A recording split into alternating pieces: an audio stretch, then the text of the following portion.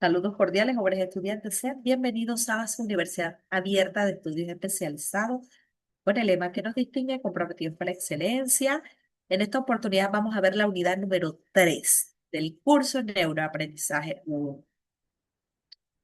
En esta unidad trataremos lo que es el cerebro emocional, la inteligencia, las reflexiones neuroeducativas, cuyos objetivos son analizar el cerebro emocional y la amígdala a partir de su base neurobiológica para explicar su impacto en el aprendizaje.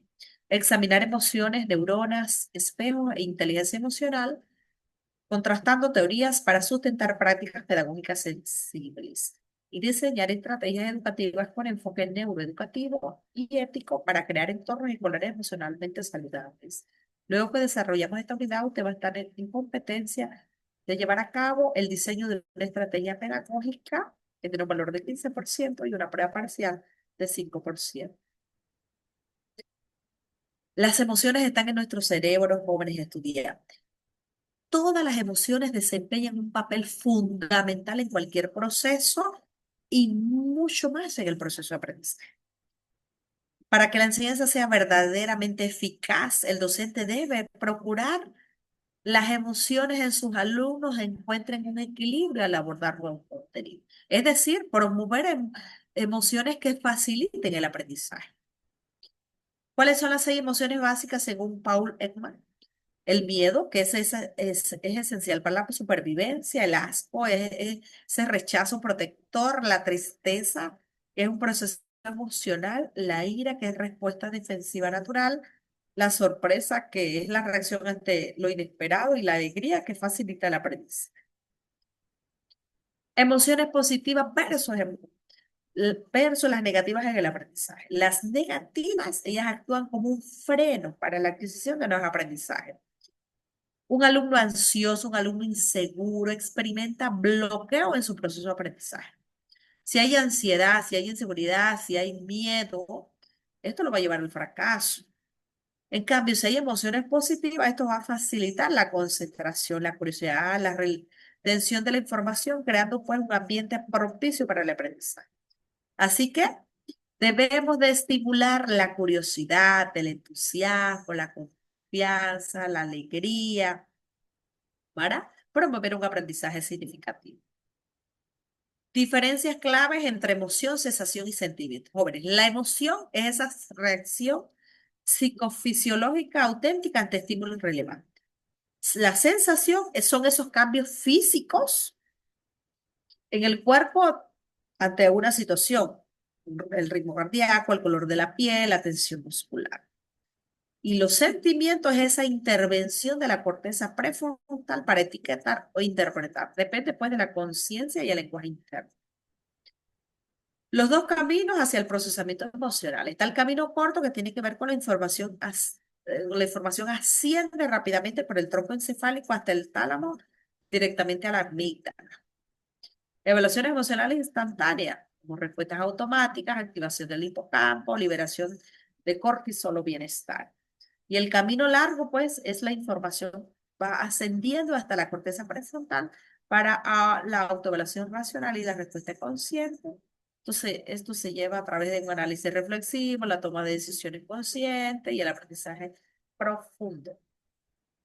Optimizando la plasticidad sináptica a través de los estímulos positivos. Incorporar historias personales, ejemplos significativos, retos con sentido que promuevan la liberación de dopamina.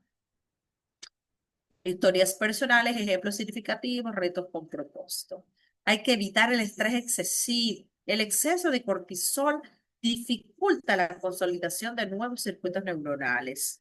Así que hay que crear ambientes de confianza, reducir la presión y buscar apoyo emocional. La amígdala cerebral es el centro de la memoria emocional. Este complejo subcortical, con forma de almendra situada en la porción interna del lóbulo temporal, es el principal centro de memoria emocional funcional desde el nacimiento.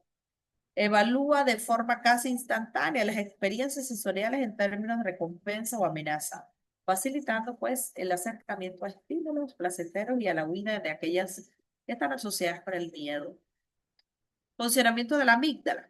La amígdala recibe señales sensoriales a través del tálamo y las compara con experiencias emocionales previas.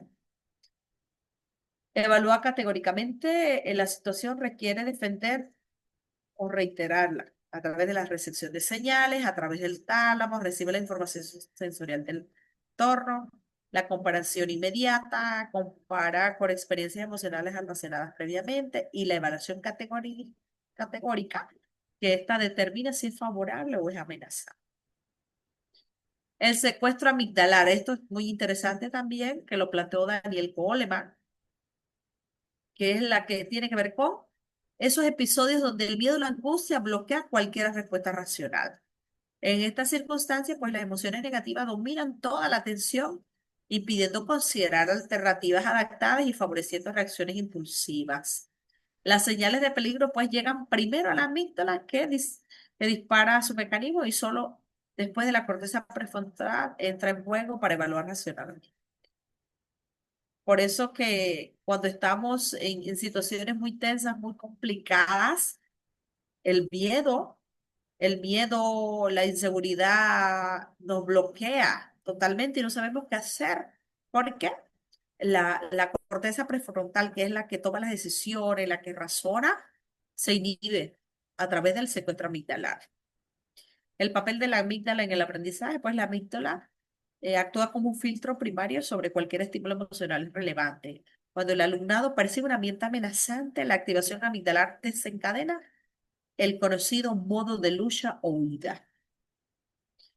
Impacto en el contexto escolar, pues los ambientes amenazantes, donde hay un tono de voz grotesco, donde se grita al alumno, esas evaluaciones inesperadas que no se da ni un tipo de motivación al alumno, esas señales de estrés, todo esto bloquea por completo la capacidad para pensar con claridad.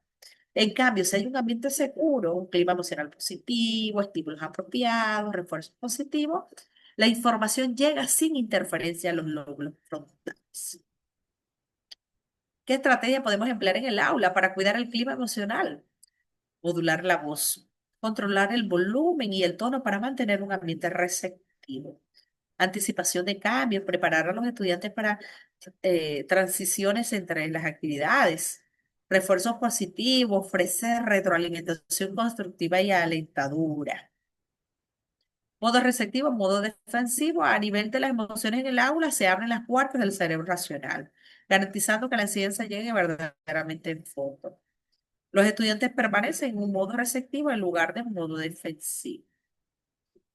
Y también la inteligencia emocional jóvenes que ella se articula de 5 grandes capacidades, que es la autoconciencia, que es ese conocimiento a mí, la autorregulación, cómo me gestiono ante diferentes situaciones, la motivación, la empatía y las habilidades sociales.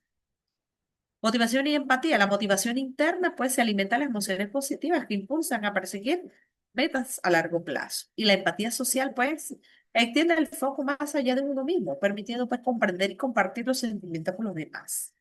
Esto, por supuesto, favorece los vínculos sociales y facilita la cooperación. Las habilidades sociales, ellas nos permiten integrar todas las capacidades anteriores en terrenos de interacción con los demás.